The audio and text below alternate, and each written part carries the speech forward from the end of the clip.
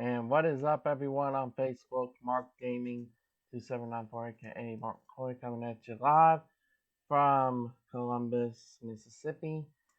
Doing a little update as of about 9:33. I know it says 10 o'clock, but I'll go back and edit this later to where it shows the more or less the correct time.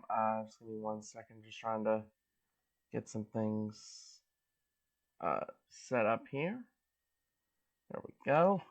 Anyway, just thought I'd come on and give you guys a quick update as to what's going on today, the threat levels, what we're looking at, etc. As of about 7:45 this morning, the Storm Prediction Center has issued a day one convective outlook for our area. This does include all of Mississippi, West Alabama, primarily west of I-65, and extreme West Florida, East Louisiana, and East Arkansas. What this means is we're looking at a level 4 out of 5 risk, mainly for wind damage. We are under a 45% chance of seeing any winds in excess of 60 miles an hour. However, we are also under a hatched area, which means we could see winds gusting up as high as 75 or even 80 miles an hour in some places. And I do anticipate that today we will be seeing winds in excess of 75 to 80 miles an hour. So what's setting all this up? Well, we have an enormous amount of shear that is in the atmosphere. We don't have as much instability, although, as some people have shown me this morning, the sun is trying to peek out in some areas, which is not helping the situation. That is only adding fuel to the fire. Basically, this is what we're looking at. Pull up the radar here. This is where everything currently is right now. South Arkansas, or West Arkansas rather, in East Texas, moving into West Louisiana. And this is the event that's going to be heading this way. As this gets closer and closer, what's going to be the key is, will any supercells form out ahead of this, which could heighten, which actually will heighten the tornado potential. Again, the big threat here, though, is the damaging wind potential, not just from within the storms. There are winds forecast today about 30 to 50 miles an hour just before the storms even arrive, and some gusts in excess of 55, maybe even close to 60 miles an hour, which is also why the National Weather Service has put us under a very rare high wind warning. We usually do not ever go under a high wind warning, but to basically summarize, winds are gusts, sustained winds 25-35 with widespread wind gusts up to 55 and isolated gusts up to 60. And again, these winds will occur before the arrival of storms. So from about now till about the time these storms move through is the biggest chance for any damaging wind potential in terms of outside of storms. So if you have any loose furniture, any loose items outside, anything like that, now's the time to, well, really, you should have already done this, but now's the time to go ahead and get those tied down so they won't blow away, because these winds are strong enough to where they could cause power outages. Weak trees can fall over with ease. And again, this is before any storms arrive. And because of the insane shear, and I'm going to pull up some models to give you guys a better look at this. But because of the insane shear that we have going on in the atmosphere, that's what's also inducing the damaging wind potential. So give me a second while I pull up this. Alright, this model just came out. It's about for 8 o'clock, 9 o'clock in that time range. As you can see here, temperatures are about where I expected. Dew points are in the 60s right now, lower 60s, so the fuel isn't quite there. And if anything, the fuel might taper off just a little bit.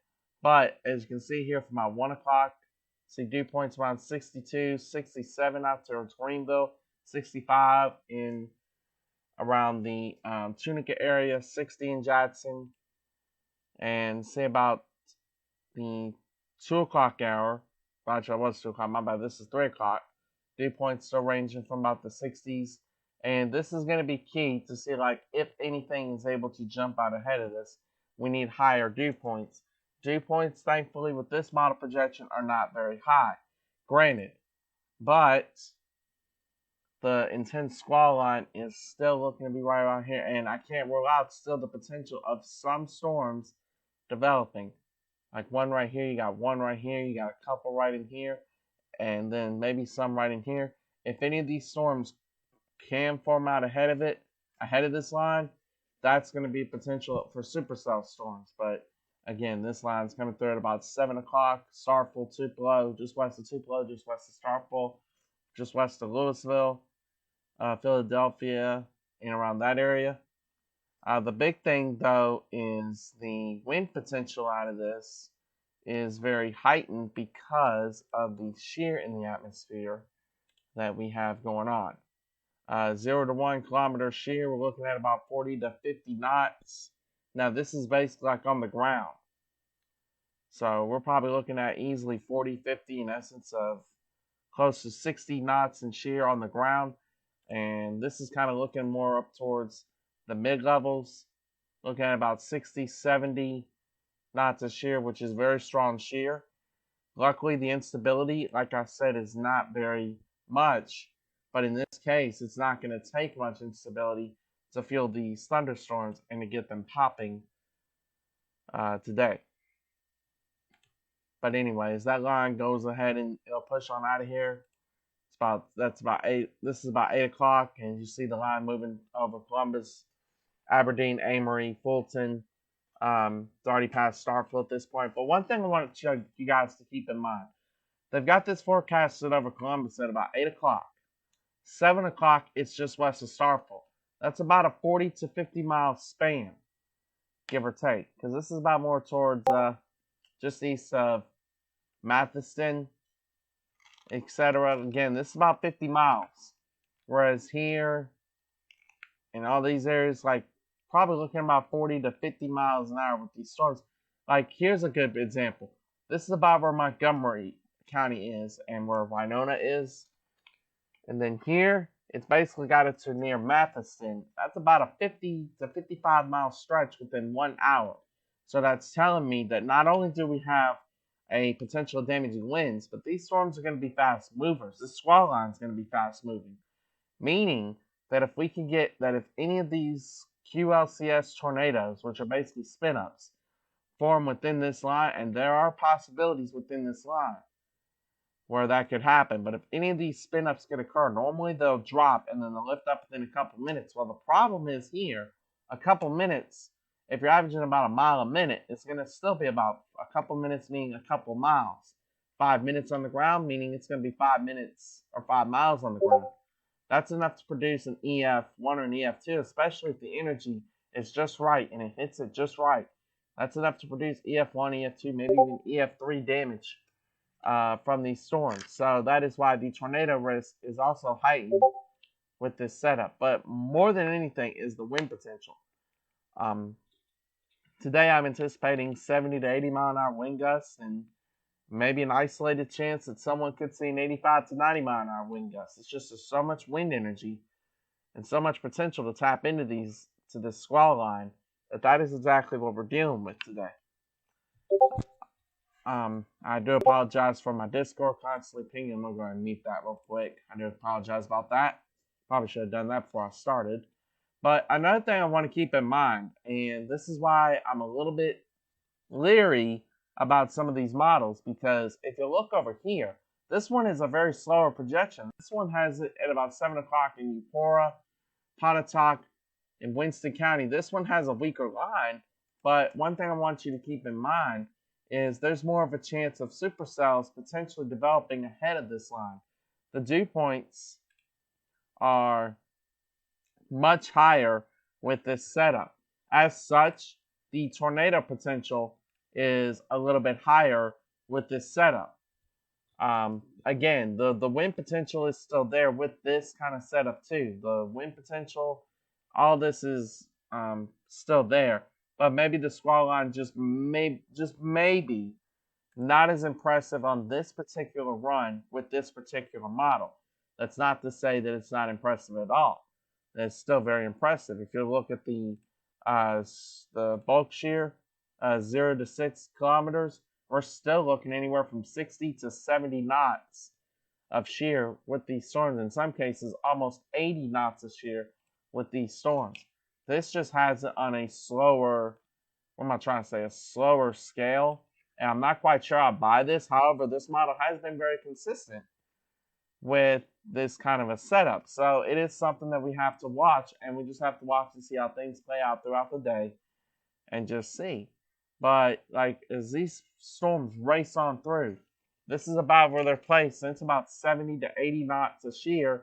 That's still enough to cause significant wind damage on top of potential QLCS tornadoes that may try to spin up. But again, this is about 6 o'clock, and it's moving over areas of Winona. Then it's moving over Eupora. It's still moving at about 40 to 45 miles an hour. And then it's near Columbus at about 8 o'clock. Or it's near about Mayhew at about 8 o'clock. So that would be Columbus at about 8:30. And then by about 9 o'clock, it's already out of here into Reform and in all those sections. But like these individual storms that are ahead of this line, if these are able to materialize and can form up successfully, then the supercell potential and the tornado potential is heightened with this setup. So it's just a lot of factors we have to watch. And yes, that we'll be watching it. This is the radar that I will be using to watch this. Just kind of giving y'all a little glimpse of what this radar can do, etc. And just give you a few examples of some wind reports that were even coming in out from Texas. Thunderstorm wind damage, just in general. So, like these storms are capable of producing damage, and they probably will produce a lot of damage. So, this is something that we have to take very seriously. And I will be doing my best to try to keep everyone updated on the situation as it happens. Next update I'll probably do will be about 12:30 or to 1 o'clock as these storms continue to race off towards East Arkansas and get towards the Mississippi River. By that point, we may have a clear picture as to the convective mode and what we're looking at. But the bottom line is this. Severe potential, I would say at a moderate risk to even some locations may even go under a high risk. Wind damage is the highest potential. Again, 70 to 80 mile an hour winds, gusts up to maybe close to 90 miles an hour, just depending on if everything lines up correctly. Tornado potential, definitely there. I expect quite a few tornadoes within the QLCS line. And again, if supercells materialize, they'll also be capable of producing dangerous tornadoes. So, again, I'll be keeping y'all updated. And until then, guys, I will see you guys later. Peace out.